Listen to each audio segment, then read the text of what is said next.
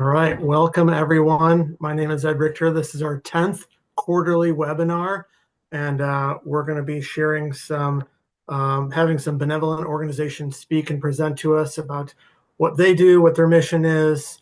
And so we've heard a lot about a lot of these, and we've heard different things and wanted to make sure we're getting the most accurate information. Dean, this is like a virtual chapter meeting for people that are we can pull in people from all different chapters or people that are not actively involved in the chapter, as well as having people from that are not on today that usually will go back and watch them at a time that's convenient for them. So we're going to start off with the Green Beret Foundation, do the Special Forces Foundation, the Special Forces Legacy Initiative, the Special Forces Trust, and the National Special Forces Green Beret Foundation in Memorial Park. So why don't we start with the Green Beret Foundation if you want to introduce yourself and spend about 10 minutes presenting on your organization. Excellent. Thank you very much. Hello. Hi, I'm Travis Wilson, retired Green Beret. Everybody got me? You got me, sir? All right. Excellent. Good deal. Retired Green Beret, spent 21 years total time in service, most of that in special operations at 10 Special Forces Group. I'm the director of mission and community relations here at the Green Beret Foundation and kind of oversee a lot of our programs and services and e-commerce and you name it. I've been doing a lot of it, a lot of travel lately, which has been a lot of fun because I get to see my colleagues there, Dean and Jody from other amazing organizations that are doing great things for our Green Berets and their families in the community. But the Green Beret Foundation, I mean, I think just like the other organizations across the board, we like to take care of our Green Berets, both past and present. There are certain things that we do differently. I'll just talk about our 5 pillars of support. And the first one being casualty support. That one, obviously, it's a no-brainer, but we jump into action right away with a check of $2,500 and being able to take care of our Green Berets and the families really. And connecting their loved ones. Health and wellness support. I oversee a lot of that. We give away around $400,000 in health and wellness annually between medical devices, treatments, and therapies. And I encourage all of you Green Berets and spouses. I love to talk to the spouses because that's really who listens. We all know that Green Berets are like, I'm good. I don't need anything. But it's the spouse that really connects with her husband and gives him that elbow to reach out to these organizations, to reach out to the Green Beret Foundation for devices like the Gamma Core. We've partnered with them, which helps with, for me, I got turned on to them because of ocular migraines. It's a painless migraine, but it affects my vision. I've had a massive TBI and a couple blast injuries and then a free fall injury when I had a canopy collapse. So I burned in and obviously, hit my head couple of times, but with the Gamma Core to SGBs, which a lot of us do, to recently purchasing an electric wheelchair for a Green Beret's daughter who needed it so that she could attend the University of Colorado. There's just a number of things. I like to tell the Green Berets and the spouses, if you can think of it, don't hesitate to reach out to us because we'll make it happen. Or if we don't, we like to reach out to our other organizations and we come together as a team to make it happen. And I can tell you that Dean and Jody have been significant help on a lot of the, not a lot, but some of the requests that we have that come in. We like to work together. Obviously we support our Gold Star families. That begins immediately in the wake of that combat death or massive injury. A lot of education stuff we'll support with them, scholarships. And that's also one of our pillars of support is the scholarships. 80 cents on the dollar is where we're at right now this year on giving back to the Green Berets, which I think is a pretty substantial number. We've since inception, since 2009, since Aaron Anderson, started this foundation from his hospital bed, we've treated over 20,000 Green Berets and their spouses and children, and have given away 19 point, I don't have the number exactly, close to $20 million in support to those Green Berets and their families. So, and it's ever evolving here at the foundation. I think with any foundation, and SFT will be able to tell you how foundations are continuously evolving. We recently started the Warrior Sportsman program, and cut me off for 10 minutes. I'm trying to get it all in here, but we recently started the Warrior Sportsman program, which is an adrenaline outdoor adventure mental health program where we take Green Berets on adrenaline outdoor adventure. We've got a Cabo trip coming up at the end of June. We've got 2 Alaska fishing trips coming up. I'll be at a gala in Utah working with the DSC out there, the Dallas Safari Club. And we'll be going, we'll be providing 3 hunts and 3 weapons to very deserving disabled Green Berets. I'm a huge hunter, huge passion of mine, and mental health as well. So I wanted to combine the two. And so we started the Warrior Sportsman program. And then we've also got, I'm huge into stem cells. It's another part of the health and wellness piece. And we've started a program now where we are treating or sending Green Berets to the California Institute, Stem Cell California Institute, Sports Institute of California. That's what it is, in Southern California. And they are being treated, they're TBIs. We're doing TBI only, no direct injection into joints. That gets extremely costly right now. But we're treating TBIs with stem cells. And if anybody knows anything about stem cells, they're phenomenal. I pay for them out of pocket now just to keep my brain and body working correctly. So there's a lot of good things going on here. I am much better at questions and answers, and I hope that there are a lot of those at the end of this. At the end of my performance, I think I'm done. Yeah, I think there'll be a lot of questions. Awesome. Wonderful. Hey, should we do questions now, or do we, if we're just specific for each presenter? Yeah, it may make sense just to hold them to the end, I guess.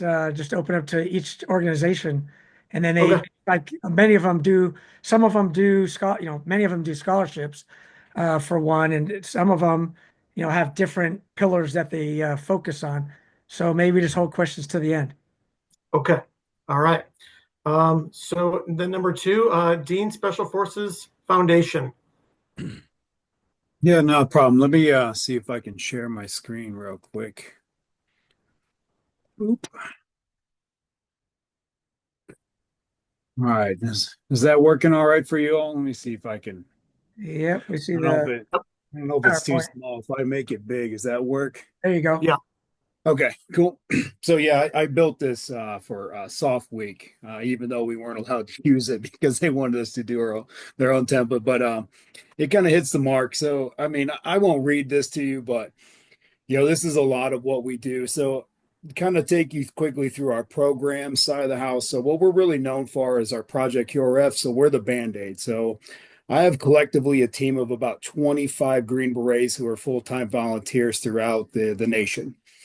And we call on them with a trained physician to get to other Green Berets and family members in a time of crisis. So that can look anything from suicide. If it's immediate, then we just do the right thing by calling 911. But if there's some type of intervention we can do to get them on the right path, we do that through our program, Project QRF. And then the rest of them are, similar to what you'll probably hear from the Trust to some degree, and then to the GBF to some degree. So there's definitely some overlap. I would say we really specialize more in the Gold Star families. We provide a lot of assistance to our Gold Stars. Having 2 Gold Stars on our staff, both Tabitha Farmer and Deanna Sarter, allows us to do that very effectively. But I mean, our bread and butter, is definitely through our partnerships. So you can see on the bottom, we've had signed agreements. Some of these are, anything from really small agreements to like just working together, but everywhere from, Vets Exploring Treatment Solution to Project Headstrong, Warrior's Heart, Warrior Rising, Green Beret led nonprofit, Honor Foundation, Green Beret Youth Initiative led by Kevin Dorsch, the SEA of Sauk North, to the Step Up Foundation, to Jody Burns over at the Charitable Trust. So all the way across the board, there's usually not anybody we're not willing to work with to allow us to, apply the Band-Aid, get the immediate effects we need to get them going. And then we the idea was for us not to reinvent the curve here. So there's very good and highly trained nonprofits and private physicians who do, great work on providing everything from mental health support to transition support. And we leverage that by footing the bill most of the time to be able to provide them the financial means, as long as it's a Green Beret or their family members, to get whatever treatment or service they're asking for. We don't say no a whole lot unless it's something completely absurd. We've had requests on people just asking us to replace their hot water heaters. So stuff like that, replacing people being adults, we don't really do. But anything that allows Green Berets or their family to kind of thrive a little bit better, we're usually all about. But yeah, kind of like Travis, I'm more of a question guy. So that's the once over strategic view. But if you have specific questions, please let me know.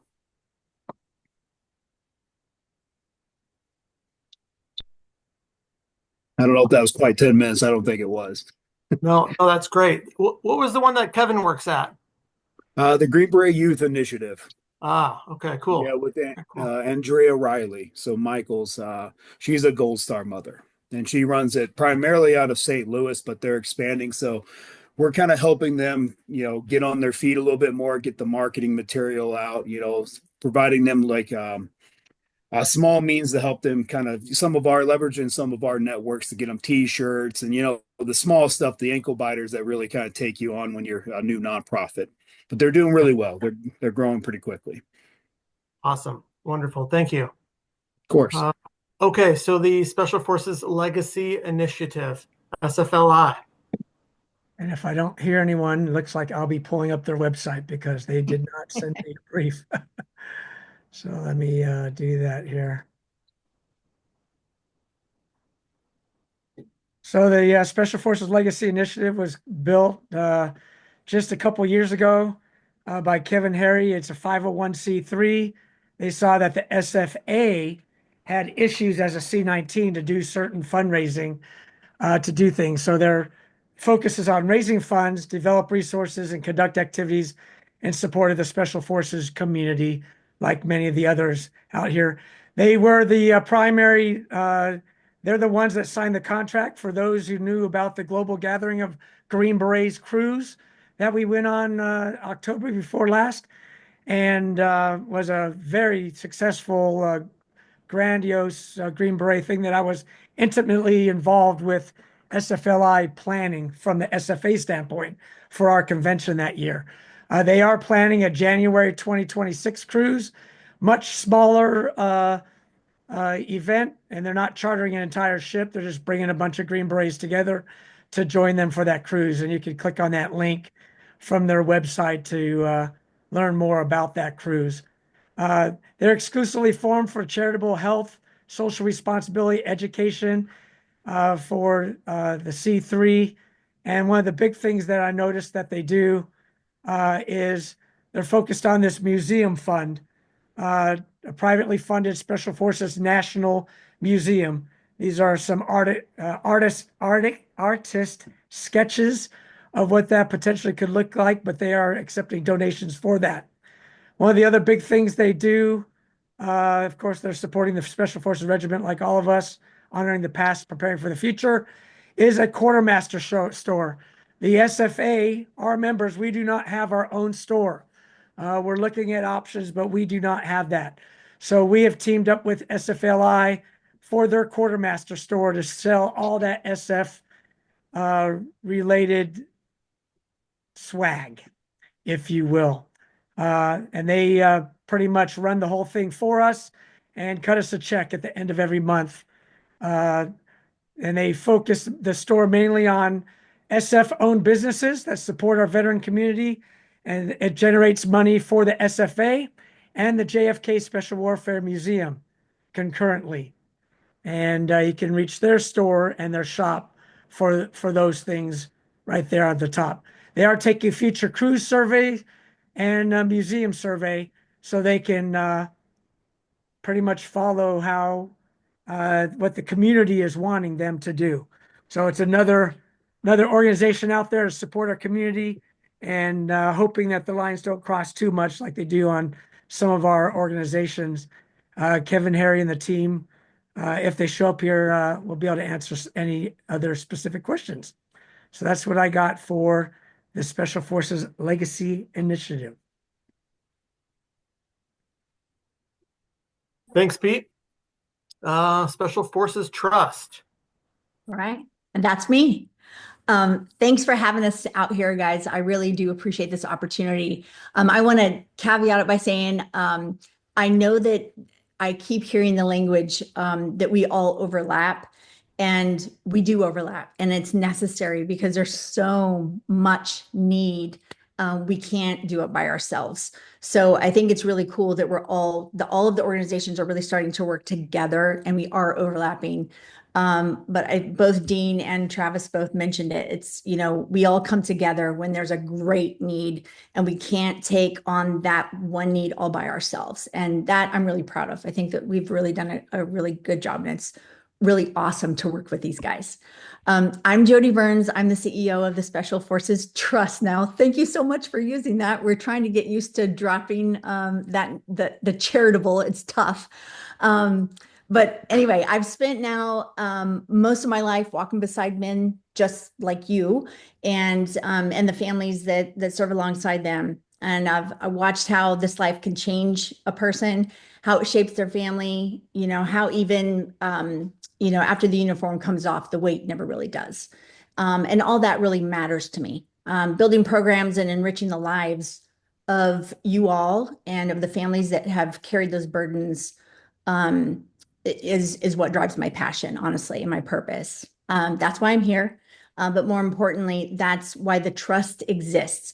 Our team is really small, but we really run hard and really fast. Like Dean was saying, and I think Travis too, it's like we've been traveling a lot. We work really, really hard to raise the money for the regiment. And it's really an honor to be able to serve them. Some of you may know, like we said, that the Special Forces Charitable Trust now is going to be doing business as Special Forces Trust. That name has served us really well over the years, but we've evolved and we've listened to the community. They hate the word charitable. It's really hard to spell, let's be honest.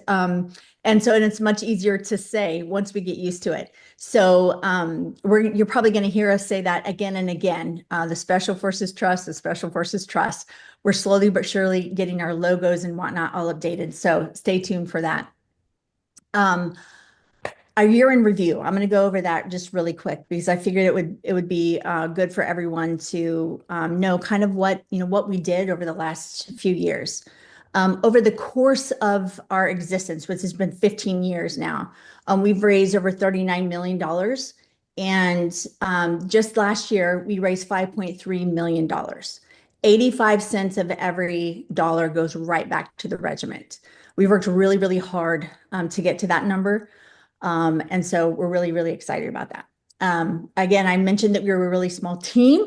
We're a team of 9, but we are mighty. And we do a lot. We kind of rest on the saying, hey, we flex to the needs of the regiment because those needs do change. I try not to be too regimented in only having certain items that we approve. We try to get to yes whenever we can, and whenever we can't get to a yes, we find somebody who will say yes. And there's always things that are outside of our scope. We have a really great donor base, and so even if something's out of our scope, I will always take that to our donors and say, hey, we have this issue, we have this situation. Is there anyone that would be willing to step up? It's outside of our scope. And we have wonderful donors who raise their hands constantly and say, yes, we'll do it. So I always encourage everyone to please send us any kind of request that they have. I will always try to find that yes. And again, partners like Dean and Travis, and oh my gosh, there's so many now that it's ridiculous, but we always lean on one another to kind of get to that yes. And sometimes it takes, plenty of us to do that. I'll go over some of our pillars. We have our 3 main pillars, which is family, warrior, and heritage. Those are not going to change. But beneath those pillars, we do have, many programs and services. There's a couple that I'd like to highlight, of course. Beyond the Battlefield is our Invisible Wounds and our suicide prevention platform. It offers small group activities they're kind of designed to encourage organic conversations, peer-to-peer, that kind of thing. It also offers an anonymous one-on-one therapy sessions to those who want help, but they don't want anybody to know that they're getting help. And that has really been kind of our focus lately because it's getting used a lot. Beyond the Battlefield also offers strategic health solutions to those who are suffering in need. They need help beyond what TRICARE or what their wallet can provide. So things like, Travis was mentioning stem cell treatment. We also do that. We send folks to Warrior's Heart if they're battling, an addiction. We do cranial sacral therapy. There are a ton of different reasons that someone may come to us and ask for help beyond what they can get with TRICARE or, like I said, with their wallet. For instance, a more appropriate prosthetic. TRICARE will provide a prosthetic, but it's not really what a warrior needs. So we will either take up the delta on what it costs for him to get that more appropriate prosthetic, or we'll eat the cost. Those are just a few examples. And we also have our Metal and Moxie retreats designed to get the families kind of away from their everyday hustle bustle. It pulls dad away from protocol. It pulls mom away from, having to cook and clean, and allows them to just kind of gel together as a family, reconnect and reset without those outside influences. We've really found that this has been instrumental in the mental health of the entire family. They walk away with tools and techniques that they can apply to their everyday, just to ensure that they stay strong together as a family unit. We use those Metal and Moxies to really kind of keep a pulse on our families and really be able to ask them questions about what we can do to hit the mark for them, so that we're not just, throwing spaghetti at the wall and seeing what sticks. We're actually getting feedback from them about what they need as a family. Also, I'd like to mention the Norma Donlin Care Provider Grant. This grant is funded by a private donor. It is designed to support a Green Beret or a spouse that is taking care of a Green Beret who's sick, and they're finding themselves, tired, financially drained. They just need a little bit of reprieve. We offer a $5,000 grant for them. And so it's a simple application online. It's, comes to us. It just kind of provides us a little bit of information about who we're helping to ensure that they are a Green Beret, they have served, because we do have some folks out there that try to pretend on us. So we want to make sure that they are true and factual. Other ways in which we support are, of course, spousal grants, children's scholarships. We provide group support to all of the groups. That falls in line with like balls and org weeks and festivals and warrior competitions. We fund receptions for Medal of Honor recipients, potentially POWs that may come home and the like. We have a whole stream of children and spouse programs. And of course, we support the Gold Star families and tragedy assistance. I think that goes without saying from all of us. We also support partners in the community, like Gold Star Teen Adventures, or we help out with the SFA National Conference. We support Donovan Banks and the passing of the Yarborough. So there are several partnerships that we have with folks who run amazing programs. We don't have the staff to run them all, so we just provide them with the funding so that they can ensure those still happen. Those are just a few of the larger programs. Like, again, we just really pride ourselves in flexing to the needs of the regiment. So I encourage you all, if you have any kind of request or someone in need, just have them reach out to one of our organizations and we'll figure it out either alone or together. But let's be honest, the SF, I know that the community does not like to ask for help. Perhaps you could help for them if you know that there's someone that's in need. That's what That's what we're here for. I know I can speak for us all when I say we work really hard to raise this money so that it can be used to support the families. And it feels really good when we have the opportunity to do so. And that's all I have. Awesome. Thank you so much, Jody. Appreciate it. You're welcome. The National Special Forces Green Beret Foundation in Memorial Park. Thank you. I want to say thank you for this invitation, Pete and Ed, for inviting me to present the opportunity on behalf of our foundation. So my name is Rebecca Clark, and I'm the creative director and artist for the National Special Forces Green Beret Memorial Park project. And I'm working with my distinguished SF leadership of our National Special Forces Green Beret Memorial Foundation to accomplish the mission. I'll jump right in with the PowerPoint. Maybe.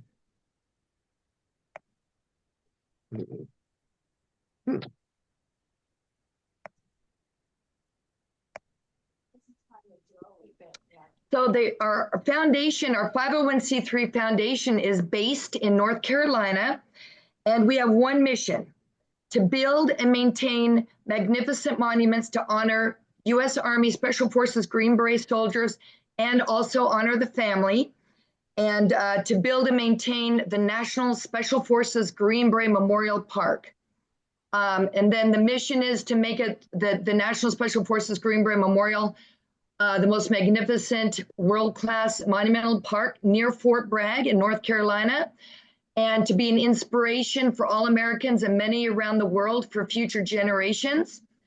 And we've got an outstanding leadership of retired Green Beret commanding generals, officers, senior warrant officers, and senior non-commissioned officers, distinguished members of the regiment, Medal of Honor recipient, and other extraordinary advisors. And as I mentioned, I'm the creative director artist. And then our headquarters, our PO box is based in Fayetteville, but our new land location, I'm very excited to show you, is going to be in Moore County. So we're very excited. I'll just touch on our presidents here, our board officers and directors. So Lieutenant Colonel Kirk Wimmuller is our president. Lieutenant Colonel Christian Sessoms, our treasurer. Jeff Burmeister, Command Chief Warrant Officer, Director. Command Sergeant Major Rob Flournoy, Director. We've got an outstanding legal advisor. And then our board, Distinguished Advisory Board, Major General Edward Reeder is our honorary advisor of the board. Other outstanding CSMs and officers and distinguished members of the regiment, and people that were SF and also Special Mission Unit, a couple of our advisors, and extraordinary people. And Pete Tingstrom is one of our advisors now, among others. This is an example of some of my bronze sculpture work, just to give you an idea. And who are Green Berets? The elite U.S. Army Special Forces Green Berets legends. The location is going to be in Moore County, 15 acres of land. And I'll show you right, I'll jump right into that right now. So the land we have is 15 acres, and we're working with the Moore County Commissioners. 2 out of the 5 Moore County Commissioners are Green Berets, so that's wonderful to work with a great group of people. And so the location is 15 acres right here on this northwest side of Fort Bragg, right near the Moore County Airport and by Highway 1. So we're really excited about this new land location. Here's a close-up of the piece of land, 15 acres, and the Moore County Airport is right across the street. If you're looking at the bottom of the slide, it's across the street. And here's a general footprint of what the park is going to look like, and I'll zoom in on these images in a minute. So imagine 15 acres of beautiful land right between 2 golf courses, and a great location. We might be able to rename the street Green Beret Way, and it points to, so the outline of the park is going to be an arrowhead like the SF patch. And so this is going to be an epic project that will honor Green Beret soldiers of all eras. all groups, all eras. And it also, the central theme of our park is the SFODA. As it's the team, the emphasis is the team. And so the overview image of the park is, here's an overview image, and this is a general concept. We're going to perfect it as we go forward. So on the 15 acres piece of land, you enter in, we're going to have security gates. You enter in to the, we're going to have a parking lot. The overview is you enter in tip of the spear. So the central theme is SFODA, tip of the spear, operating all over the world. Green Berets operating all over the world in different regions, which will be SF in North America, SF in Europe and in Asia, Central and South America, Africa, and SF in Middle East and Southwest Asia. And then one of our monuments will be the family, honoring the family. And a bronze monument, iconic images that will be of the time and timeless. The grand entrance bronze monument will be a full SFODA bronze monument, 12 men, highlighting each MOS. And when you enter into the grand entrance walls, you'll have very dramatic grand entrance of black granite walls, again, showing the tip of the spear shaped design like an arrowhead tip. And we're going to have panels showing each era, starting in 1940s, 50s, 60s, through Vietnam, 80s, 90s, all the way to current time. We're going to have 12 entrance wall pieces. The first wall on the right side will have the donor wall at the different tier levels of support. And going back all the way to the OSS in the 1940s, World War II, the first Special Service Force. And so on these walls will be bronze relief sculptures showing SF soldiers operating in land, sea, air, by, with, and through indigenous forces of each era, and different action scenes. And we're also going to have a multimedia experience, a global special forces virtual global experience with QR codes. So you'll be able to see anywhere in the world the National Special Forces Green Beret Memorial with our app and our multimedia experience. And this, and then just a couple other key features and points. I'm going to back up here. We're going to have key features in our park will be the SF centerpiece crest. We're going to have a, which will be a dimensional bronze monument. We're going to have a field memorial and a wall, killed in action, killed in training, a wall of remembrance, and a reflection pool. We're going to have a POW MIA wall with the names of SF soldiers and words, "You are not forgotten." We are going to have a wall of honor to place names of distinguished members of the SF regiment, other individuals that have made significant contributions in the SF community, such as John F. Kennedy, John Wayne, Martha Ray, and other individuals that have made significant contributions. We're going to have a Special Forces Medal of Honor monument and pillar, which will also show all the Medal of Honor recipients, their names. There's at least 30 of them now.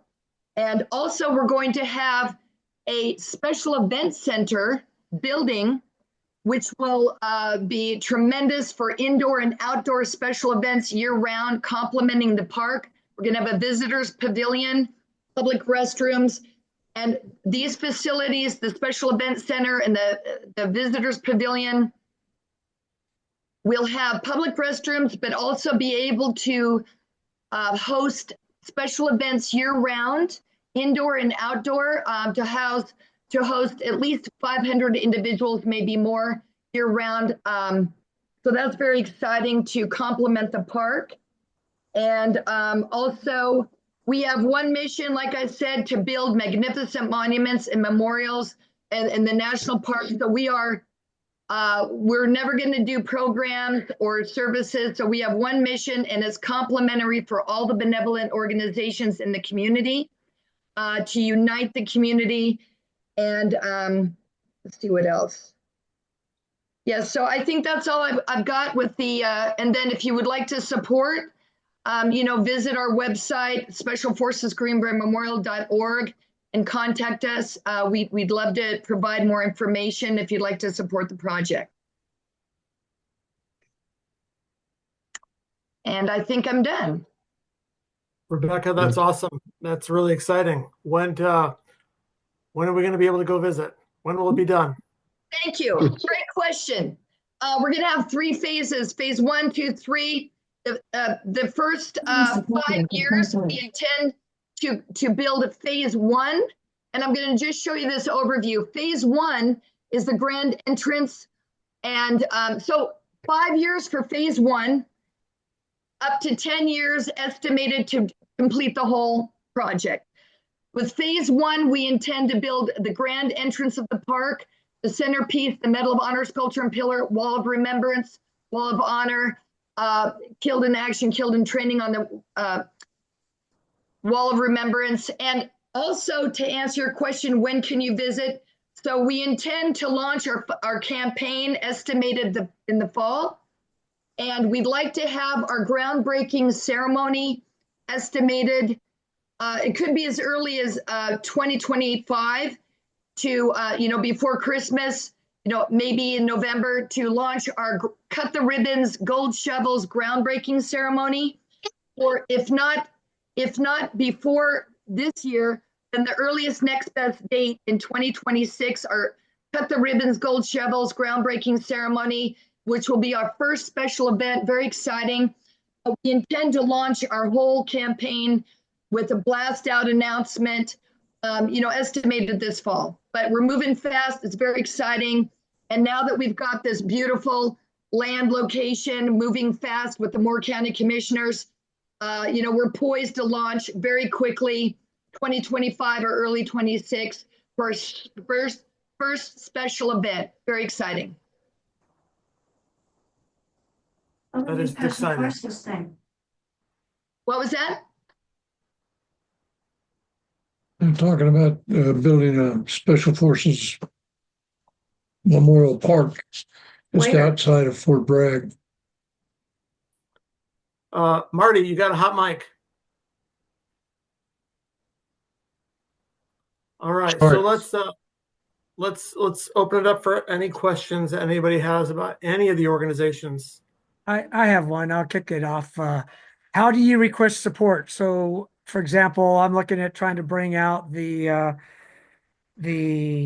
last out elegy of a Green Beret production out here to Hawaii, support SOCPAC and the different commands. We have about 300 Green Berets out here in the state and want to bring that production out there. So I assume I would just go to each organization's website to see what you could donate for that cause. Right. I can speak for ours. On our website, which is right now www.specialforcescharitabletrust.org, that there is a support request button that pops up. Click on that. There's a form. You fill it out, and it kind of gives us an idea of exactly what you're looking for. A lot of folks call us ahead of time and just kind of, hey, is this something that you would support? We always steer them to that support request. It just comes to us. It doesn't go anywhere else. But I think when it asks you questions that make you really think about what it is that you really need, and it may act also as a tickler, right? Oh, I didn't think about this. I didn't think about that. So that's really the intent of that form, is just to capture the information so we have it in writing and can kind of mull it over and see what line of effort it falls. That's great. And I really appreciate the comment earlier that many of you know each other's missions as well outside your organization, to crosstalk to see how you can join to help support these type of requests. That's right. And the way that the Green Beret Foundation does it as well, same as the SFT, is just a request for support. It's you go to our website, greenberetfoundation.org. It's in the top right-hand corner, and it's pretty much works the same way. It's pretty easy. Even a Green Beret Team Bravo can do it.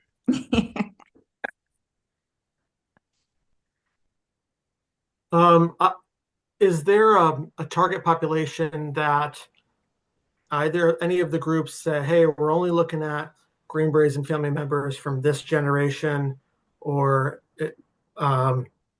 has everybody opened up, say, nope, we're down for anybody of any era?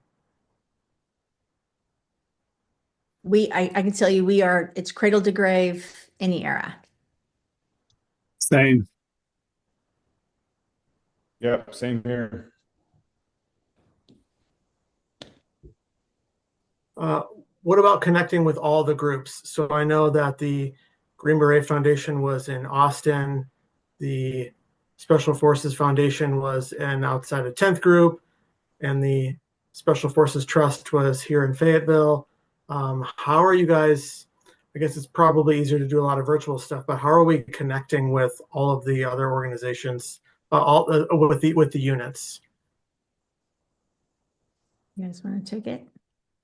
I mean, like ours is so, I mean, it's a couple twofold. So, like support requests, I mean, we work, if they're active duty, we work closely with the CARE Coalition. So we get a lot of the requests through them, through the SOCOM program. But I mean, like we usually just maintain pretty good ties with whoever the current regimental commander is, just to cover the entire regiment. And so obviously Gil Ferguson now, he's been awesome because he gets around to all of our events. I've seen him at all of them.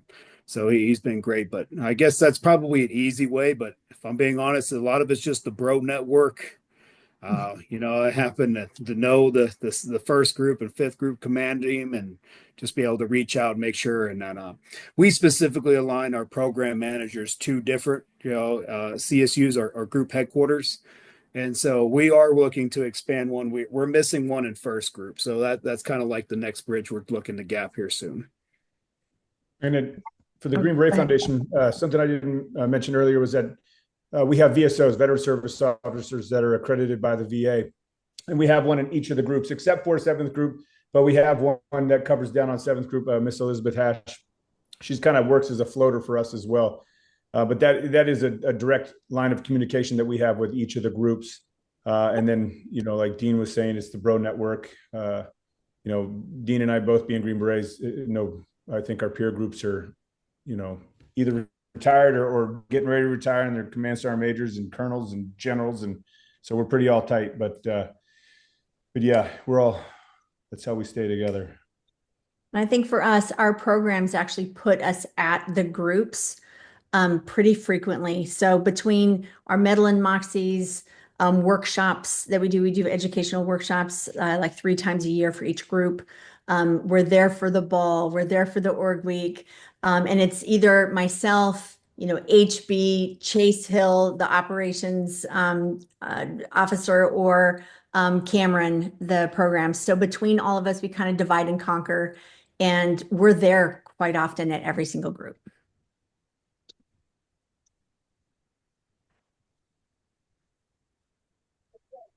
One thing that I saw when Hurricane Helene hit and Hurricane Milton down in Florida, how the community came together. I know the SFA partnered with the charitable trust. We're trying to ensure that SFA, as a membership database with 11,000 members, and we're looking at growing that and trying to get every Green Beret to understand the benefits of being part of that association, to ensure that our members know how to get for help.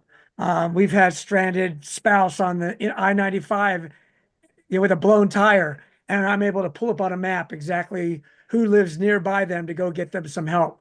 Or I got a spouse that her husband died a couple of years ago and is looking for someone to help move his wife close to family, and need a couple hours of support, and to reach out to our members. How does that crosstalk work for, like, say, the next emergency just happens out of the blue? We don't have like a playbook amongst our organizations, do we? I kind of feel like we do now. Yeah, after the last one. Baptism by fire, let me tell you. But that was really something, I mean, it was a simple phone call. I don't even think that the intent was actually for it to become what it was. It just kind of happened organically.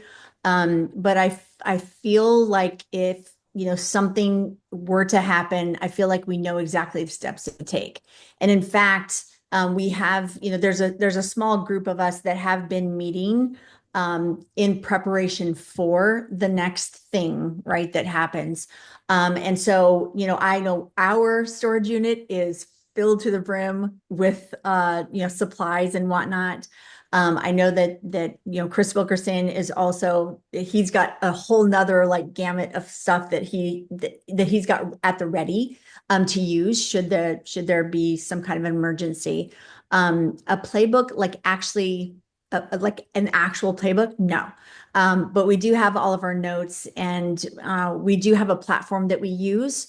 And then we built one in the moment as well, Pete, using your database, which was amazing. It allowed us to be able to text with people, even if they didn't have internet. And that was a lifesaver because we were able to get supplies to folks, even when they didn't have any electricity and whatnot. So we will utilize that. Again, we've kept that in play.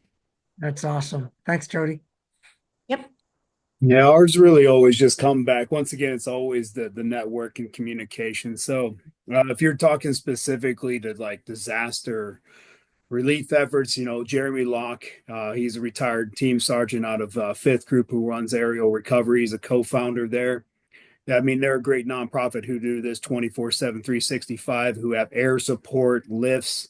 I mean, they're very good at what they do. So we leverage them a lot for the more strategic. And quite frankly, we just get out of the way and we assist them. And then, like, during Hurricane Helene, I was talking to Jody, and Jody's like, yeah, there's already like 3, G bases stood up, in Western North Carolina. So, yeah, exactly. So it's, I would say there's probably, sure, could there always be a better process of flow of information? Absolutely. But I think, well, I won't say her name, but just a perfect example was just earlier this week. We had a Gold Star, who needed support, and literally on a Signal chat, we are all just like, "Hey, we got this. We can handle this. We got this," and everybody kind of just bumped fist, and we just rolled with it. So, definitely probably a better way to do that, but to me, it was very quick and efficient, and we're moving on. To include, throw out there Task Force Dagger, with Matt Parrish over there. Right. He does really well, and obviously he oversees the entire SOCOM, as far as support. But we work closely with them by helping relieve some of the burden. I'd throw OHF in there too. Yep. amazing. OHF, another great example.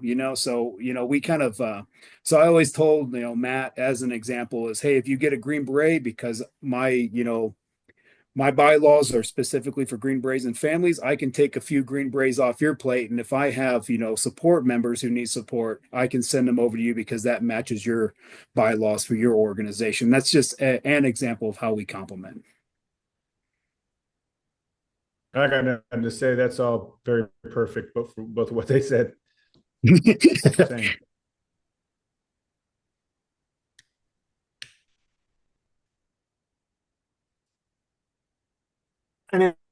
Any questions? Yeah, Edward, I got one for you. How is SFA, adapting to the times?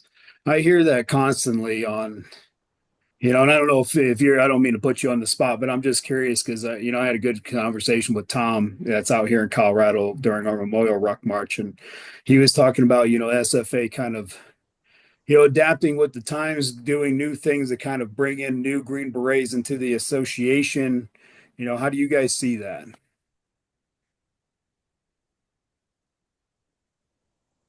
You broke up on my end for the beginning of the question. I heard the end of it. What was the original question?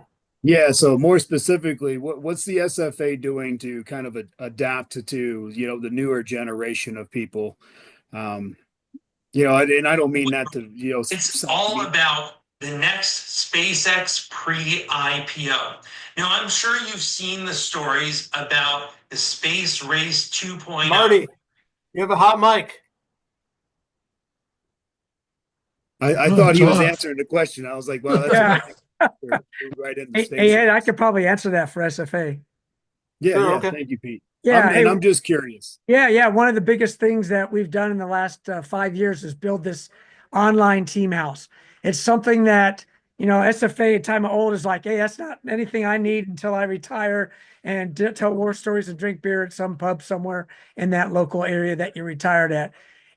We're trying to I mean, the guys still do that, but with this new team house, at first it started as a program to just help folks transitioning out of the military. Well, there's tons of programs that do that, and we do it too. And that's part of our SF for Life program, is to educate our members on different programs and things that are out there for them. But what the team house has done is it's something that from the time the guy dons the Green Beret can use even beyond death. If, for example, you get ready to PCS and you have a sponsor, you don't have a sponsor, you can fill out your profile in Team House, which is how we're able to contact folks, whether it's next of kin, whether it's what your interests are. I like doing CrossFit. I like to play Texas Hold'em. I like to ride motorcycles, whatever. And you could search for those people across the country. You could find your old team sergeants.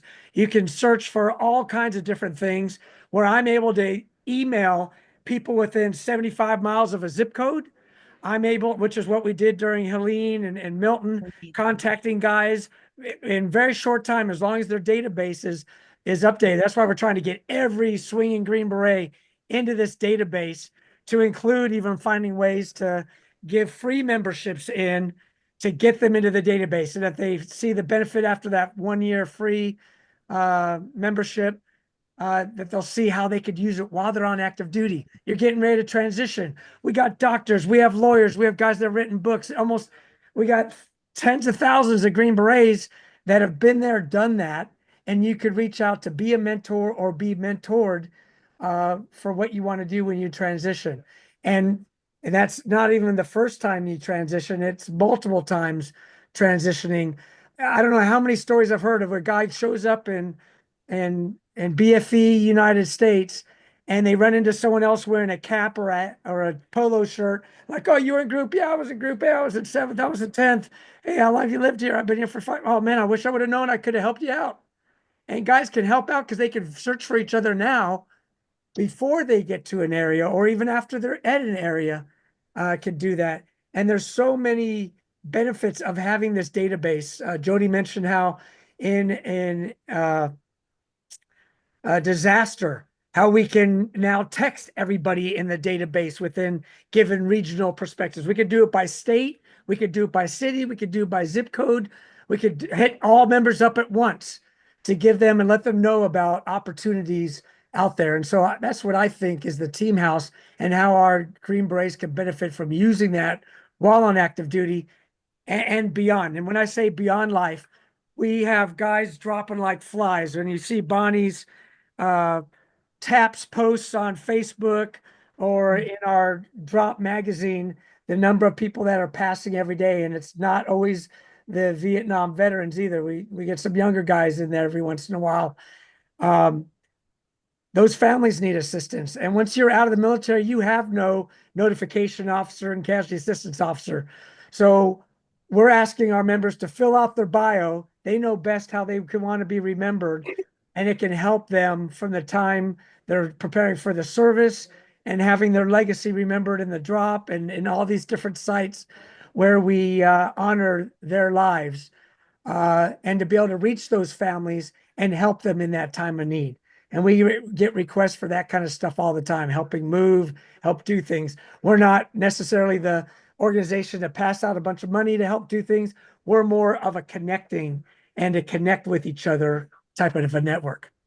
Dean, I'll tell you too, I'm going to add to that. We were so impressed with that team house, and just the ability and then the importance of it, right? Because we saw it firsthand that when someone that's active duty or not contacts us for support, one of the very first questions we ask is, do you know about the SFA team house? Just so that we can tell, because there's so many of them they have no idea and they don't really understand how it works. So we always give them an example, just because I saw the power in that, and it was incredible. Awesome. Thank you guys. Thank you all. I'll be honest, I wasn't familiar with it, but that's probably on me, but I'll definitely look it up and research it. Thank you, Pete. Yeah, and every member that's a member of SFA is automatically in Team House.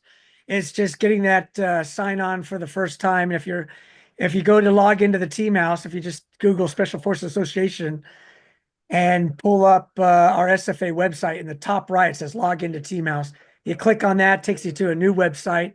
You use your email that we probably have on file. If that doesn't work, it's because your email's wrong, and it will take an administrator to reset that for you. But we can get everybody plugged in, and you can see the power of our membership database. It's like a Google search, but you could do it by group. You could do it by MOS. You could do it by commands. You could do it by all kinds of different things that we've added on. We've added recently, because of those natural disasters, a way for people to put in the database, hey, I own a truck, I have a trailer, I got snowmobiles, I have horses, I have the ability with chainsaws. Hey, I have past HADR experience or interagency experience to go be embedded into a EOC in a local area. Now we could query that database and pull those guys in to contact them for assistance with disaster, humanitarian assistance, disaster relief.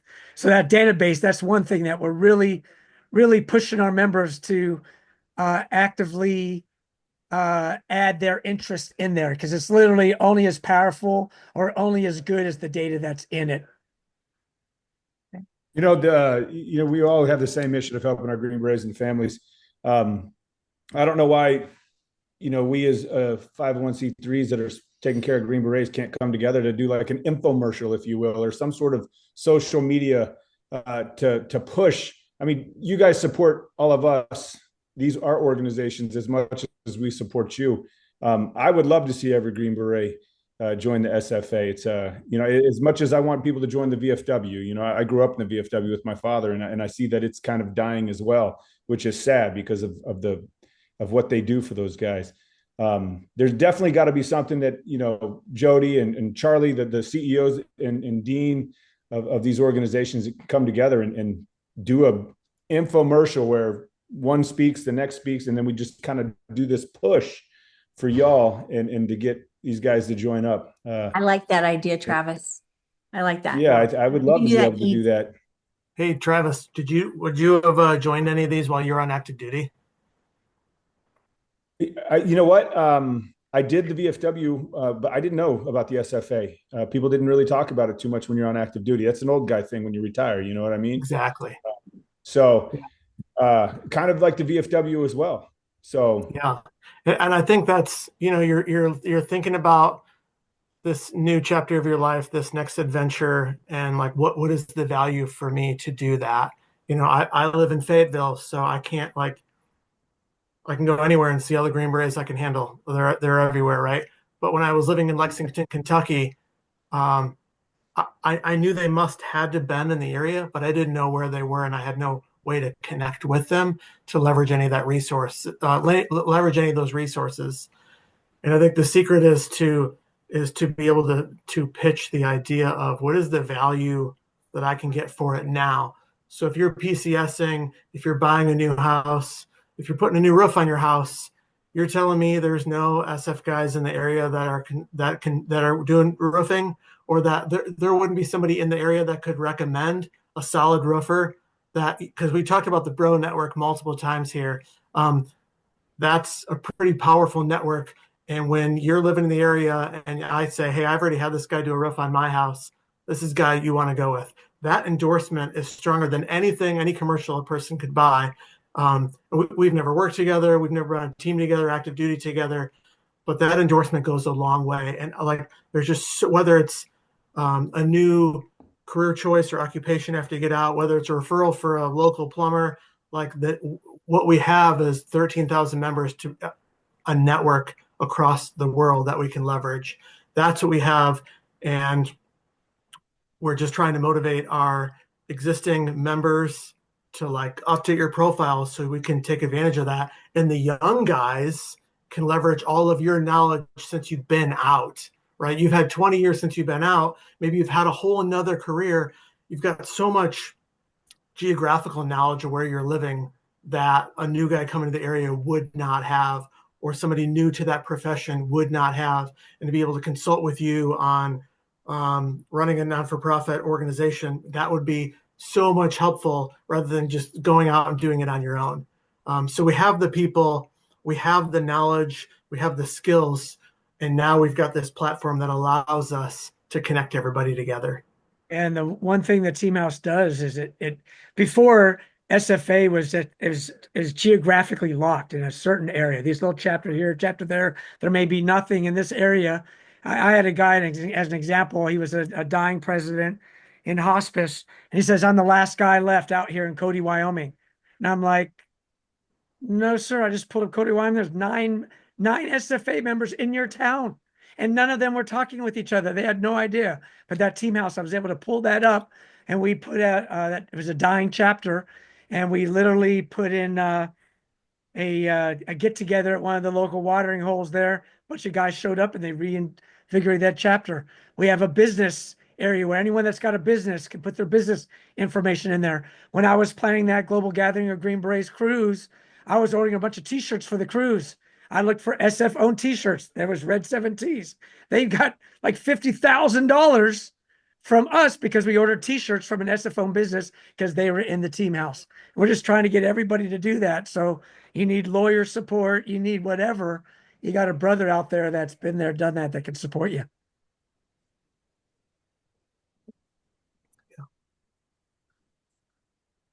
All right. Any other questions? Awesome.